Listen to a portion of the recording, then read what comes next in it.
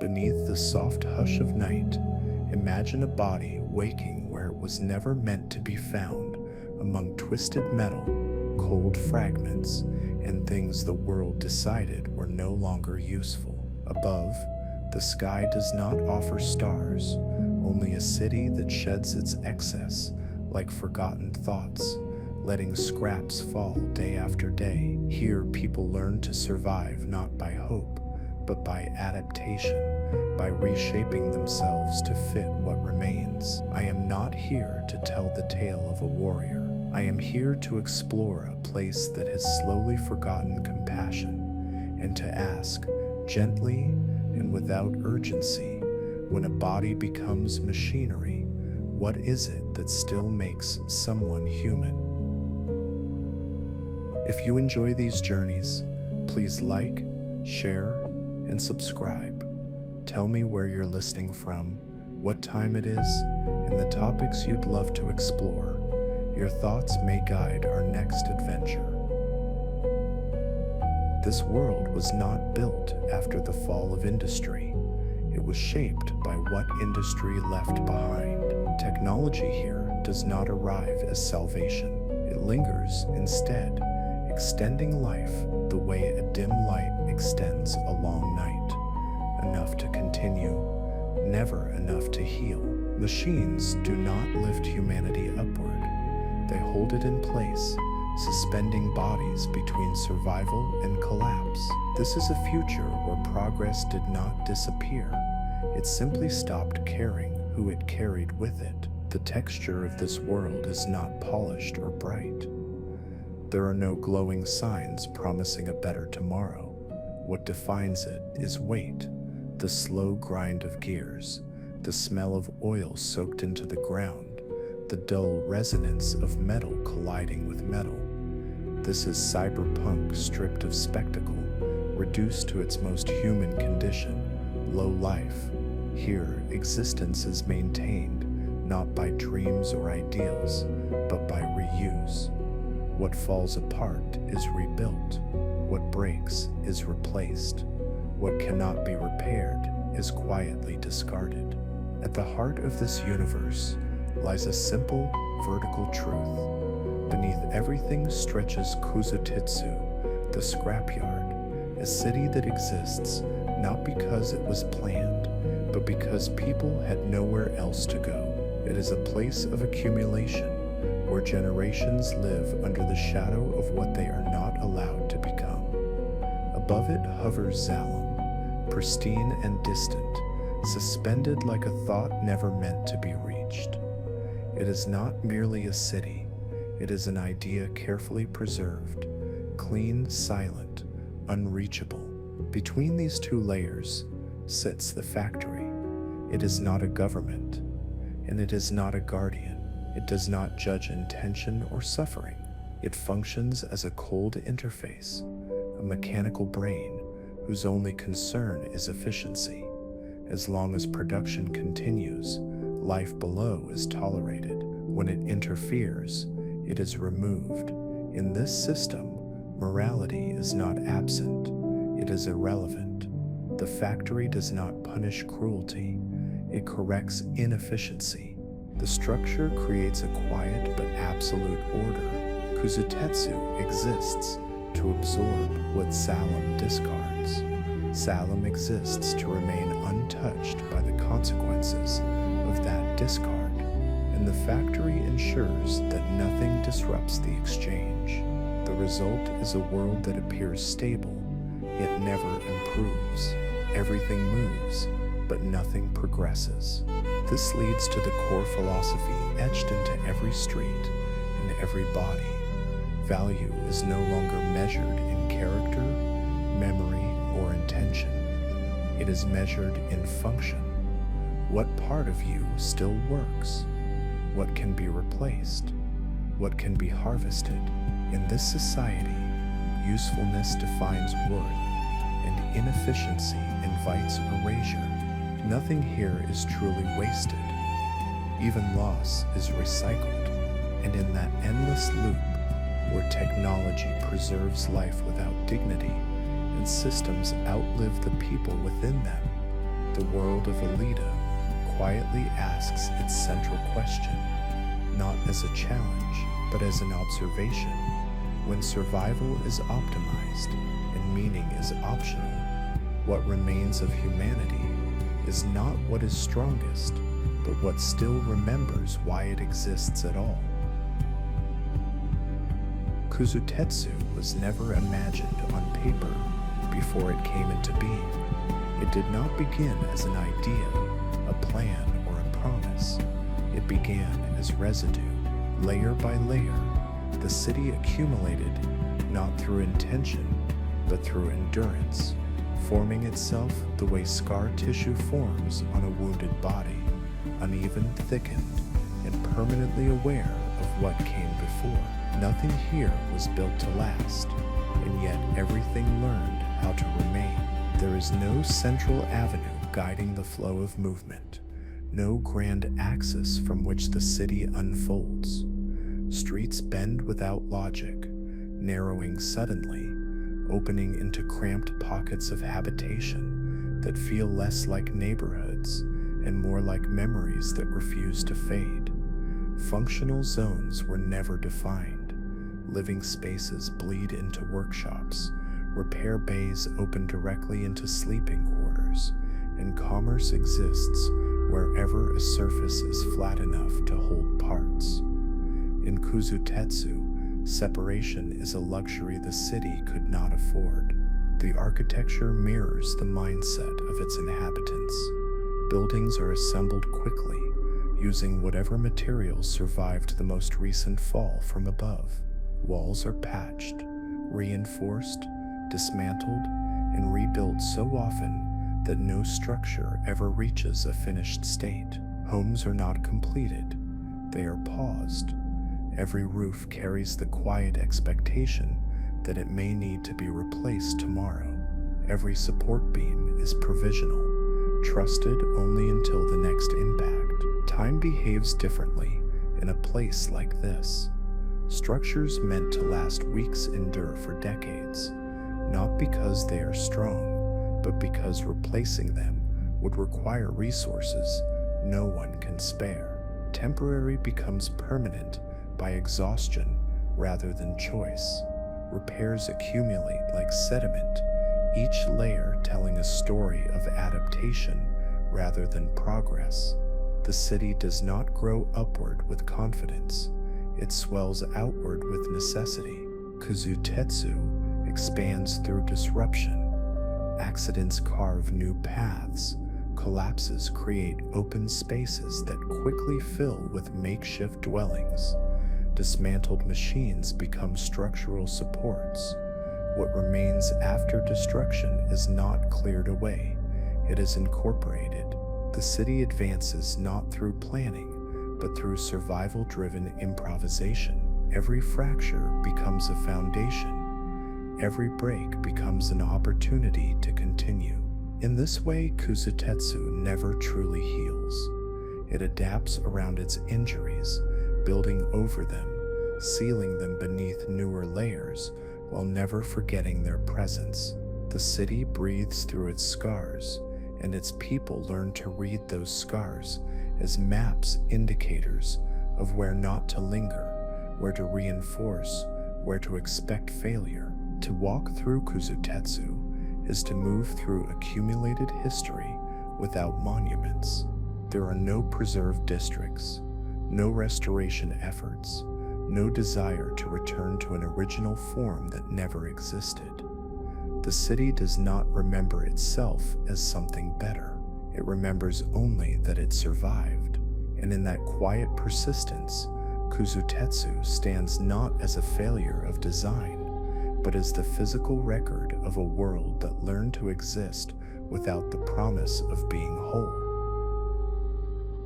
Nothing in Kuzutetsu truly originates from the ground it stands on.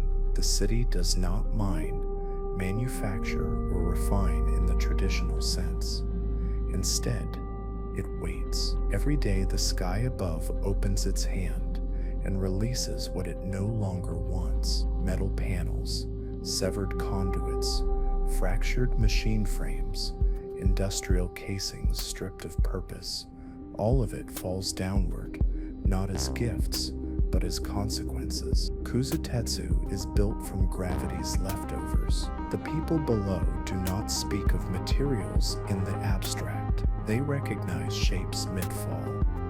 They know the weight of a Zalem alloy by the sound it makes when it strikes the earth. Survival depends on this recognition. To build here is not to create. It is to intercept. Kuzutetsu does not produce its future. It reassembles the discarded past of the world above it. In this sense, the city exists as a form of translation. Salem dreams in efficiency, cleanliness, and obsolescence. When something no longer fits that dream, it is released. Down below, those fragments are stripped of their original intent and assigned new meaning. A housing wall might once have been the armored side of a transport system, no longer deemed optimal. A load-bearing pillar may have supported a platform designed for bodies that never touched the ground. Every structure in Kuzutetsu is built from interrupted narratives, objects mid-sentence, repurposed before they could finish speaking. No piece arrives whole. Everything bears signs of removal, abrasion, or rejection. Edges are cut where connectors were torn away. Surfaces are scorched where energy once flowed. These marks are not hidden. They remain visible, integrated into the architecture, reminders of a former function that will never be restored. In Kuzutetsu, history is not archived, it is lived inside. This dependency shapes more than construction. It defines identity. The city does not imagine itself independent of Zalem. It cannot. Its skyline is a response to what falls, not a vision of what should rise. Houses expand when large components arrive. Streets narrow when scrap becomes scarce. Architecture bends to supply, not desire. The people do not ask what they want to build. They ask what they have been given to survive with. The imbalance is unmistakable. Above, Zalem sheds excess without consequence. Below, Kuzutetsu reorganizes that excess into shelter, infrastructure, and continuity. The process never reverses. Nothing built in Kuzutetsu ascends. The exchange is one-directional, enforced by height and reinforced by indifference. And so the city stands as a physical ledger of power. Every beam, plate, and conduit carries the imprint of a system that discards without looking back. Architecture becomes testimony. The walls do not just support weight, they tell a story of reliance, of adaptation, of a population forced to live inside the margins of someone else's perfection. In Kuzutetsu, to build is to accept dependence without illusion. The city survives not by denying its position beneath Zalem, but by assembling meaning from what is thrown away. It is a place where shelter is not designed. It is negotiated with gravity, piece by falling piece. Zalem does not rise above the world as a city in motion. It hangs there as a sealed form, complete and uninterrupted, like a thought that never needs revision. From a distance, it appears flawless, its surface is smooth, uninterrupted by grime or wear, untouched by the signs of repair that define life below. Nothing here suggests age. Nothing hints at struggle. Zalem presents itself as a finished answer. Time behaves differently in this place. Architecture does not expand to accommodate growth, nor does it contract under pressure. Buildings do not evolve. They remain fixed, preserved in a state of permanent adequacy. There are no scaffolds, no construction zones, no visible adaptations. Salem does not respond to change, because it does not acknowledge change as necessary. The absence of decay is not a triumph of technology, but a declaration. This system considers itself complete. This perfection carries an unsettling stillness. Streets do not invite wandering. Spaces are defined with such precision that nothing spills beyond its assigned function. There are no markets overflowing with voices, no unplanned gatherings, no corners where the city forgets to supervise itself. Every movement is anticipated. Every path is sanctioned. Salem leaves no room for improvisation because it has already decided what is sufficient. The result is a landscape that feels less inhabited than maintained. Life, if present, is regulated to the point of invisibility. There are no signs of negotiation between people and their environment, no makeshift solutions, no personal modifications, no visible expressions of need. Architecture here does not listen, it instructs. This immobility is often mistaken for peace. From below, Salem looks calm, serene, untouched by the turbulence of the world beneath it. But stillness, when absolute, becomes something else.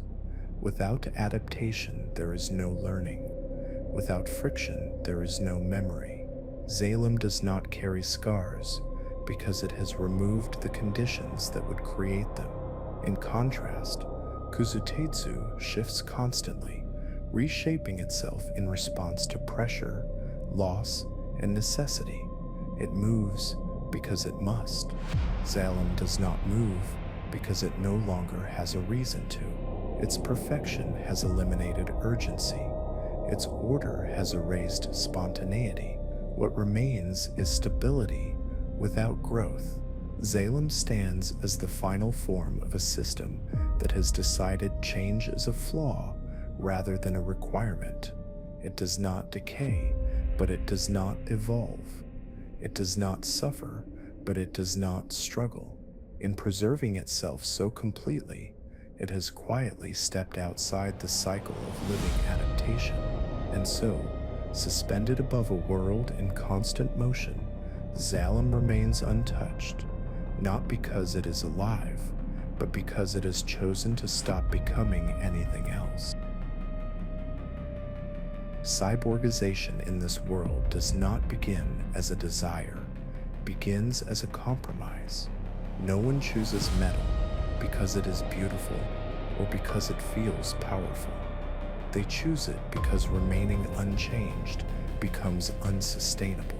Flesh here is not sacred, it is fragile, and fragility is a liability. The environment does not forgive. The transformation follows a quiet, predictable path shaped by necessity. At first, replacements are modest, and hand is exchanged so work can continue. A leg is reinforced to endure long hours in uneven ground. An eye is substituted so details are not missed in low light and drifting dust. These early changes are practical, almost gentle in intent. They are not meant to redefine the self, only to keep it functional a little longer. As conditions worsen, the body is asked to endure more than it was designed for. Internal organs follow. Lungs are altered to tolerate polluted air. Circulatory systems are reinforced to recover from repeated strain. Pain becomes less a warning and more a background sensation, something to be managed rather than avoided. At this stage, the boundary between human and machine begins to blur, not philosophically, but pragmatically. Eventually, there is little left to replace, except the whole, total conversion arrives. Not as an ambition, but as the last available option. The body becomes fully mechanical, engineered for resilience. Rather than comfort, only the brain remains, protected, sealed, and preserved as the final claim to personhood. Identity is reduced to what can still think, remember, and choose. In this environment, the biological body is no longer an ideal. It is a risk. It bruises too easily, heals too slowly, and fails without warning. Repairing it requires time and resources few can spare. Compared to steel and circuitry, flesh is inefficient. The world does not punish biology, it simply outpaces it. What emerges is not a society obsessed with improvement, but one driven by avoidance. People do not upgrade themselves to become stronger. They dismantle themselves to avoid being left behind. Each replacement is a subtraction disguised as survival. Each enhancement removes another vulnerability, but also another reminder of what was once human. This adaptation reshapes the ecosystem of residence. Bodies become modular. Identity becomes portable. Continuity is no longer guaranteed by appearance, but by persistence of consciousness. The self is something carried forward through change, rather than anchored to a fixed form. There is no ceremony in this process, no declarations, no moments of transformation meant to be witnessed. Cyborgization happens quietly, incrementally, often unnoticed by anyone except the one enduring it, and over time, what remains is not a population striving toward a new evolution, but one steadily shedding pieces of itself, just enough to remain included in a world that no longer waits. In Kuzutetsu, survival does not reward those who become more. It spares those who learn how to be less without disappearing entirely. The role of the hunter-warrior does not emerge from a pursuit of justice. It exists because the system requires movement to continue without obstruction. In a world built on circulation of materials, of bodies, of usable parts, anything that slows the flow becomes a problem to be addressed. The hunter-warrior is not a moral agent. They are a mechanism introduced to ensure continuity. Here, survival has been formalized into a profession. Conflict is processed the way labor is elsewhere, standardized, regulated, and exchanged. What might once have been considered transgression is reframed as service. Removal becomes a task. Neutralization becomes a contract. The language softens the act, transforming it into something procedural, almost administrative. The system does not ask why something must be done, only whether it has been completed efficiently. This normalization reshapes the ecosystem of Kuzutetsu. Hunter-warriors pursue those deemed disruptive. Those pursued, in turn, seek resources wherever they can be found. Components change hands. Bodies are reduced to inventories. The cycle feeds itself, layer by layer, until pressure settles on the most vulnerable, those without protection, leverage, or the means to defend what remains of themselves. They are not targeted by intent. They are simply unable to withstand the forces moving around them. What makes this structure enduring is not cruelty, but clarity. Everyone understands the rules, even if no one celebrates them. The absence of ambiguity allows the system to function smoothly. When outcomes are measured solely by results, hesitation disappears. Personal hesitation becomes inefficiency. Reflection becomes delay. Within this framework, individual ethics fade into irrelevance. Hunter-warriors may still carry private convictions, but those convictions have no authority here. What matters is whether an action disrupts production. If it does not, it is tolerated. If it does, it is addressed. The system does not reward virtue. It rewards compliance with motion. This creates a peculiar emotional distance. Actions that would once have required justification now require documentation. Records replace conscience. Outcomes replace intention. Over time, participants adapt, not by hardening themselves, but by narrowing their focus. They stop asking whether something should happen and ask only whether it will interfere. The hunter-warrior becomes a figure shaped by this narrowing, not heroic, not monstrous, functional.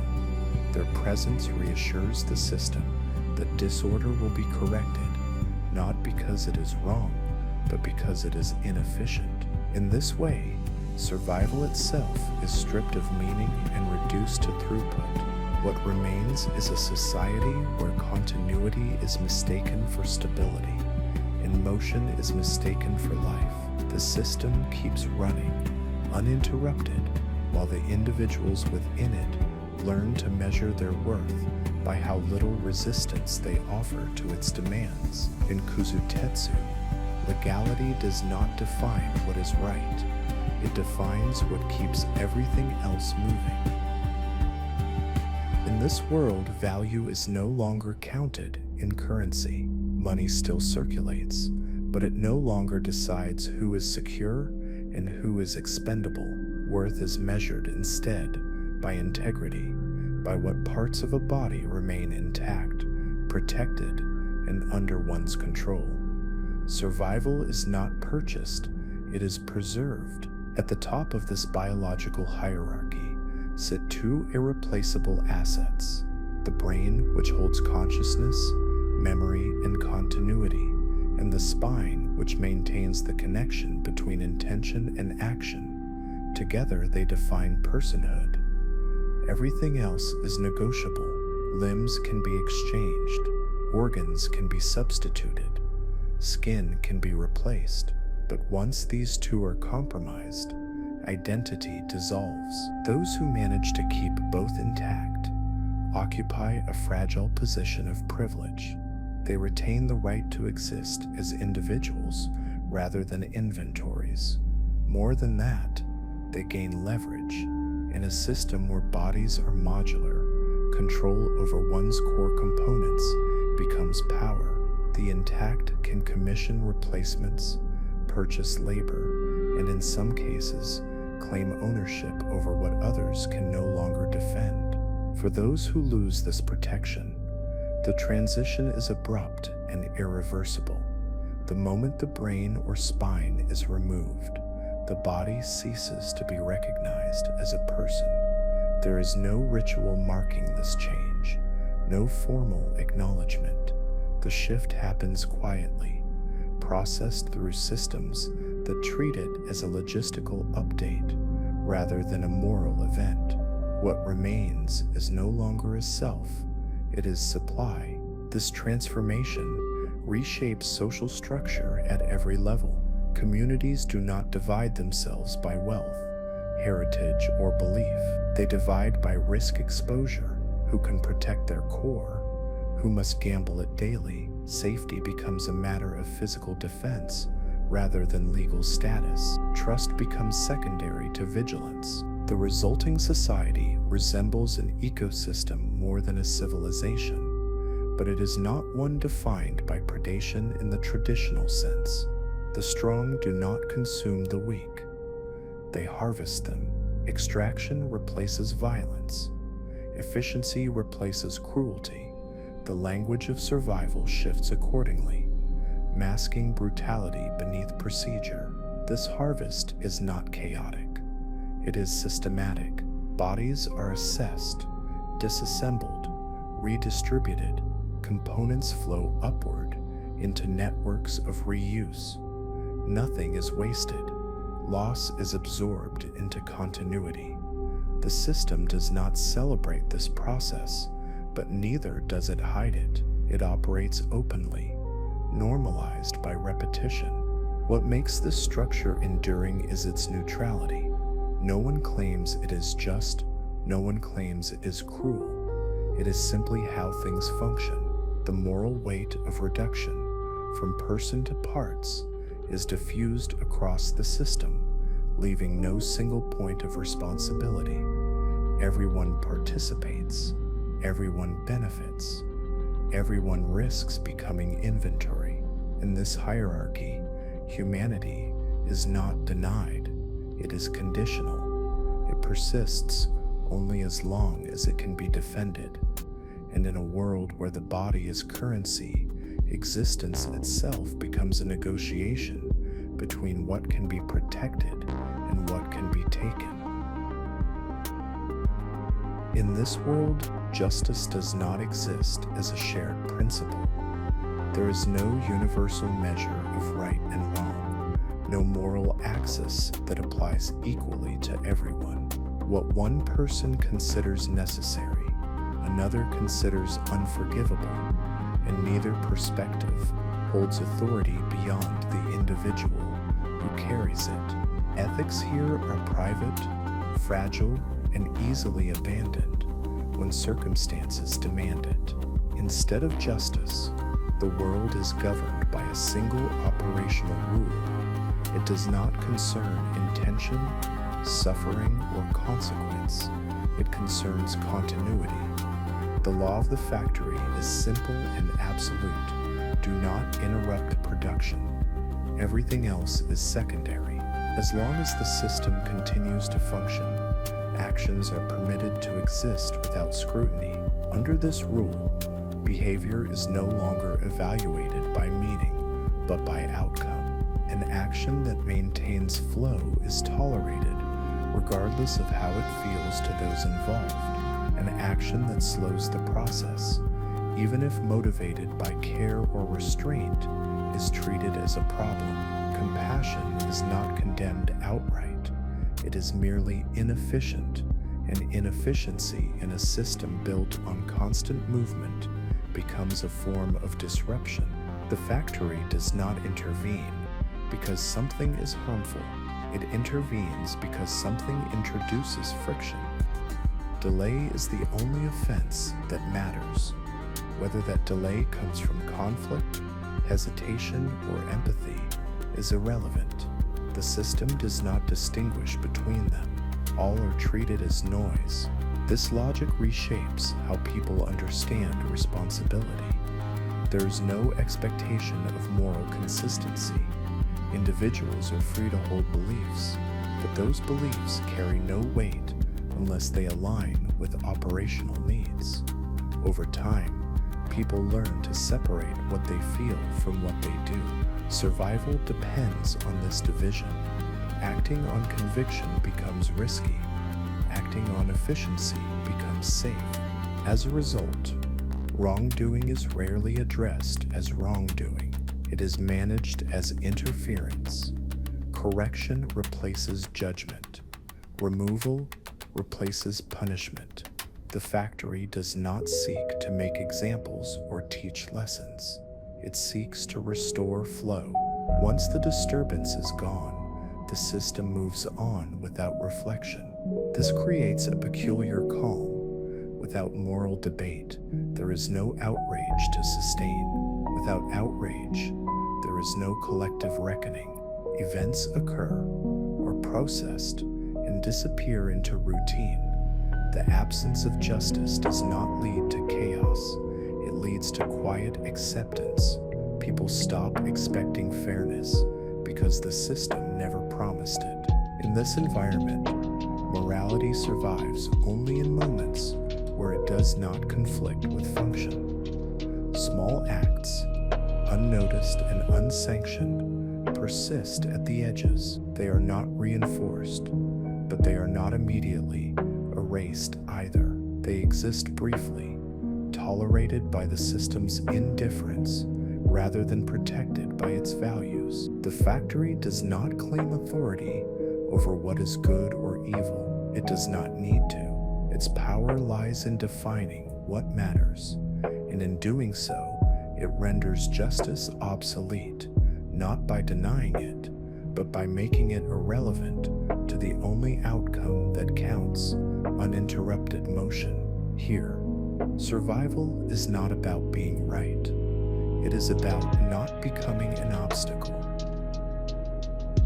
In Kuzutetsu, there is no true concept of ascent. The city does not represent the first step of a climb, nor a temporary stage on the way to something higher.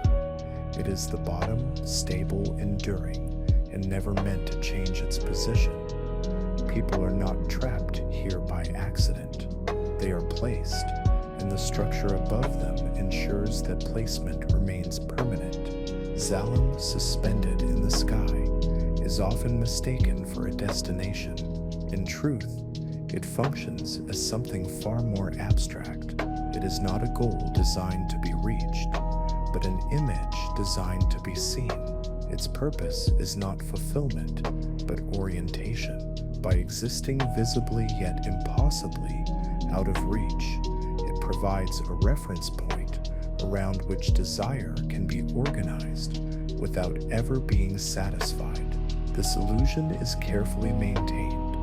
Zalem is allowed to be observed, discussed, and imagined. It is permitted to occupy stories, hopes, and long-term plans. What is never permitted is access. The system does not need to deny the dream outright. It only needs to ensure that the path toward it never fully forms. Ambiguity becomes control. The dream of Zalem operates like a suspended lure.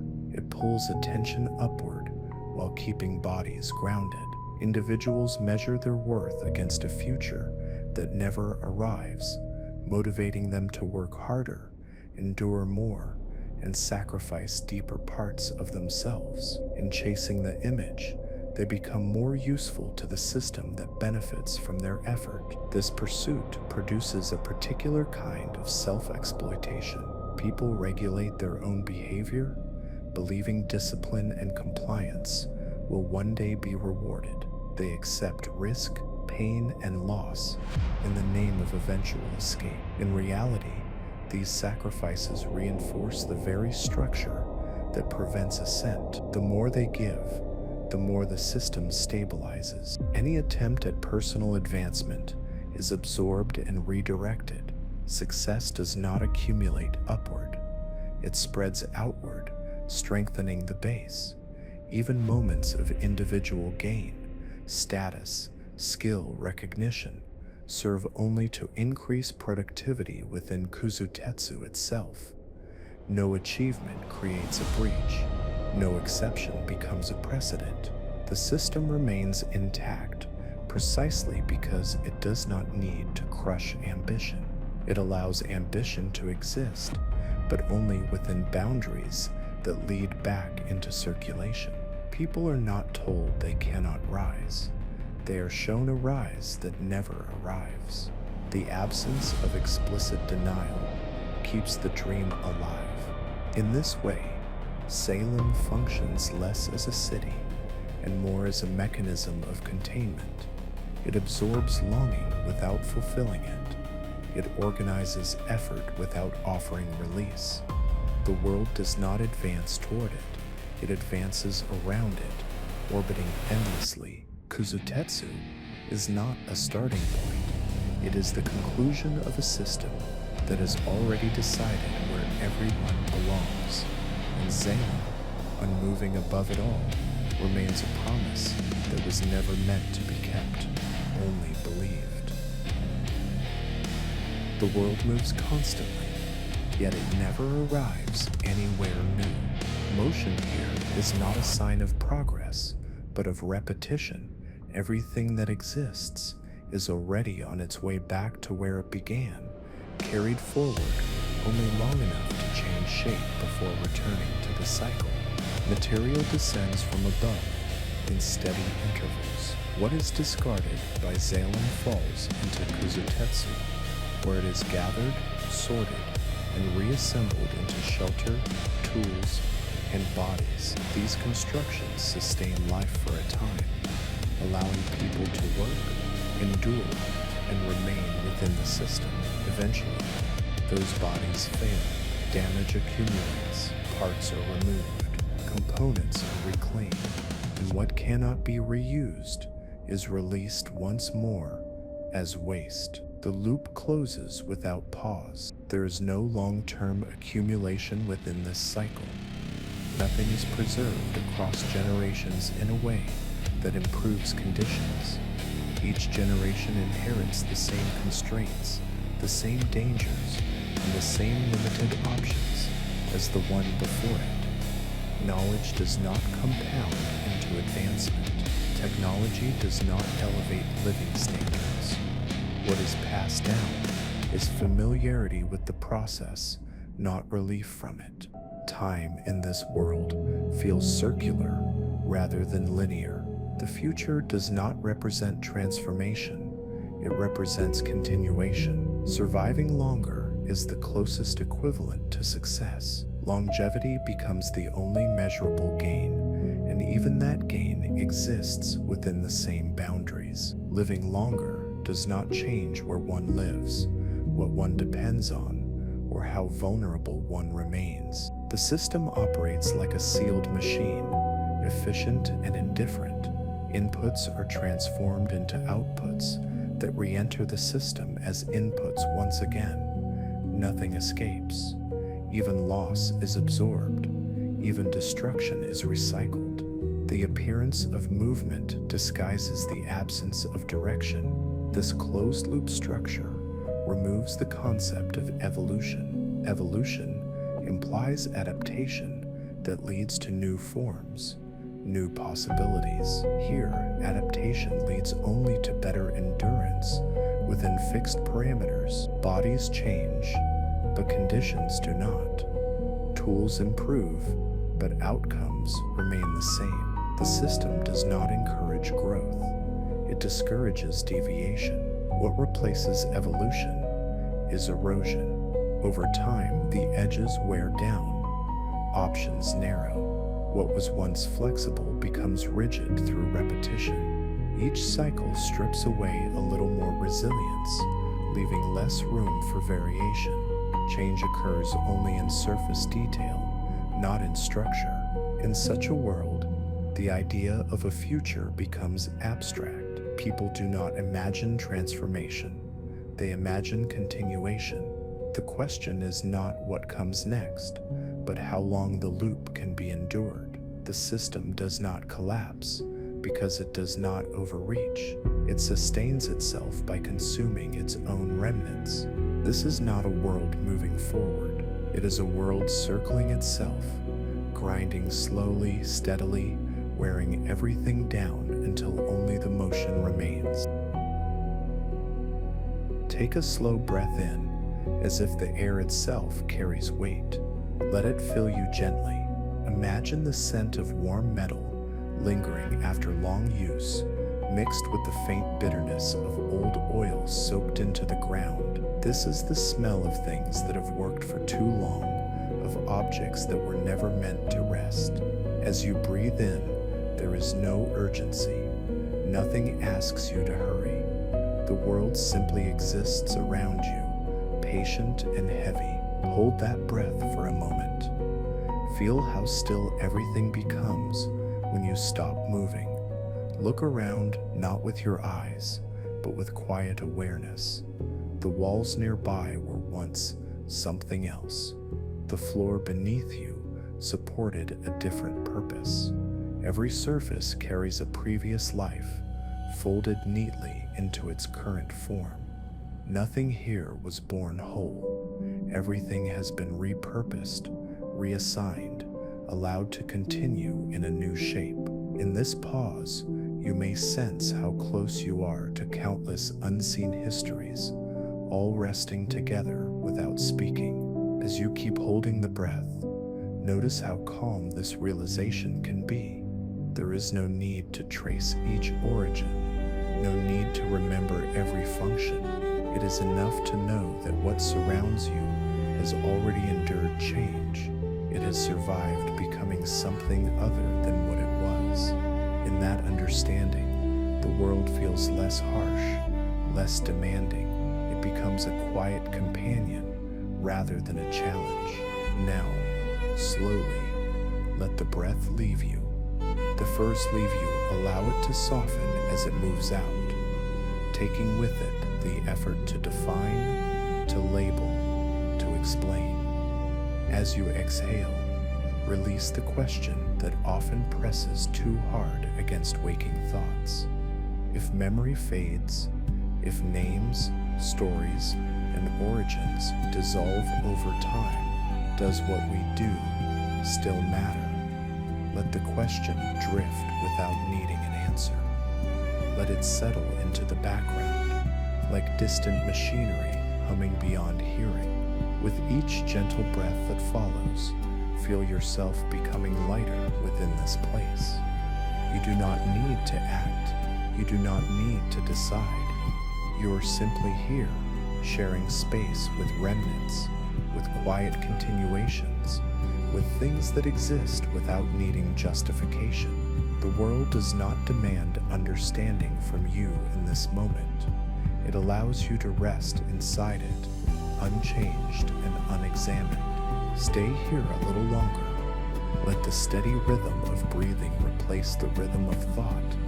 Let the world hold its shape around you while you drift, unobserved, unmeasured, and unhurried. Just another presence at ease within the endless cycle.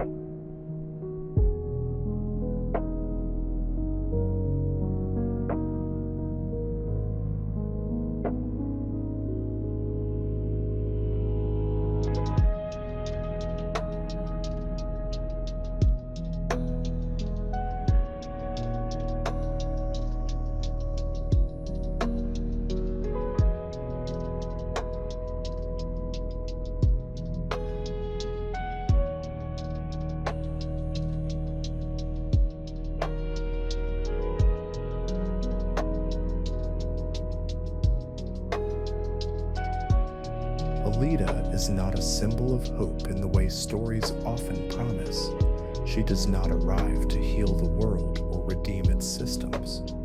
She stands instead as resistance to the idea that certain rules are natural, inevitable, beyond question.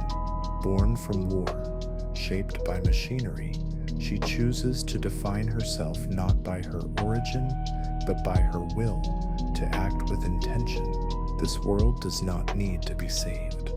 It needs to be seen clearly, without comfort or illusion. And as you close your eyes tonight, remember that some worlds exist not to entertain us, but to remind us gently and quietly.